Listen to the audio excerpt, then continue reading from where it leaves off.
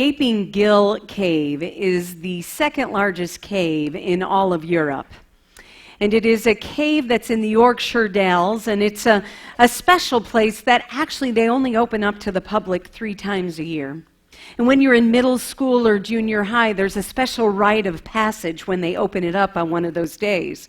They bring all the young people in to have that experience. It's part of their schooling experience. And they rappel them down the 322 feet into the cave, which is actually big enough to hold at least a cathedral, just this massive space.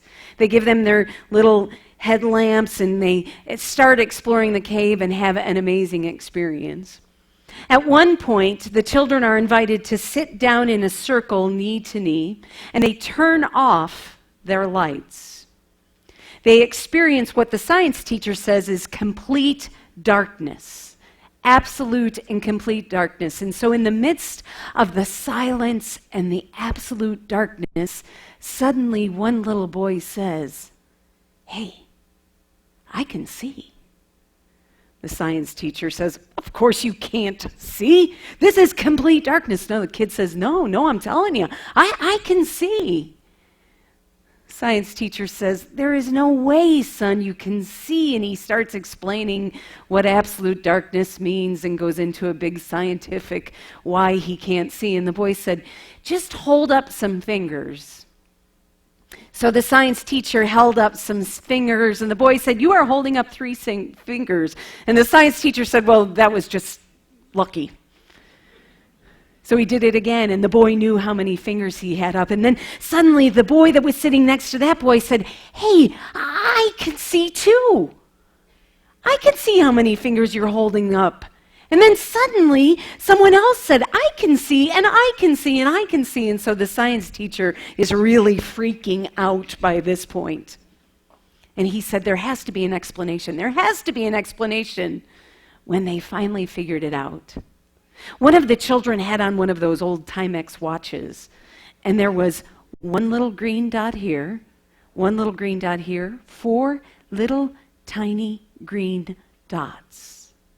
And those 4 green dots, teeny tiny dots, illuminated absolute darkness. 4 tiny little lights illuminated the darkness. As we come to this Christmas Eve, I am thinking about those 4 little teeny tiny lights. Because we all know there is a great deal of darkness in our world, isn't there? I mean, with refugees and with terrorists and with the difficulties with weaponry in this country and the difficulties with the pain of people being homeless and not having enough, there is a lot of darkness in this world. I don't know about you, but there are times when I think the darkness is winning. There are times when I turn on the news and I wonder where the light is. But tonight we gathered to remember that it was just a little bit of light that overcame the darkness. It was just a little bit of light that one person opted to see. And then probably the person who was sitting knee to knee with that person said, "Hey, do you see that light up there? Do you see that bright shining star like I've never seen a star before?" And then that guy said, "Yes, I do see it." And then suddenly someone else in the circle saw it. You see what I'm getting to? There were some shepherds out in a field perhaps, and maybe one said, "Do you hear that? Do you hear that?" Shepherd said, "No, you're crazy. I don't hear anything." And then he said, "No, listen." And yes, off in the distance was the sound and the voice and the song of an angel, another little bit of light. Then there was the journey through the darkness to find that little teeny tiny helpless light in that little trough.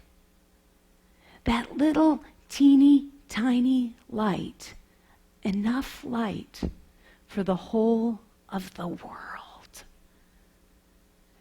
Friends, we have access to the light that can overcome the darkness. We have access to the light that can and will and does transform this world. We just have to look for it and then tell the guy who's in the circle with us, hey, I see the light. And then perhaps he will tell another.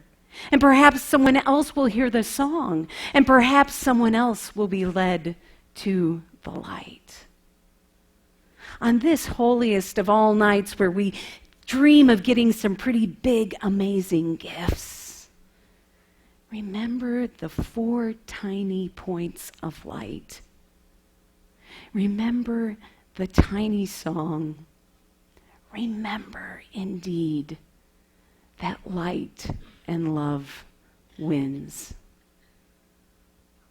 Tonight, we're going to share in a candle lighting service, and I'm going to read you in the instructions because I am new here as well, and there are lots of them.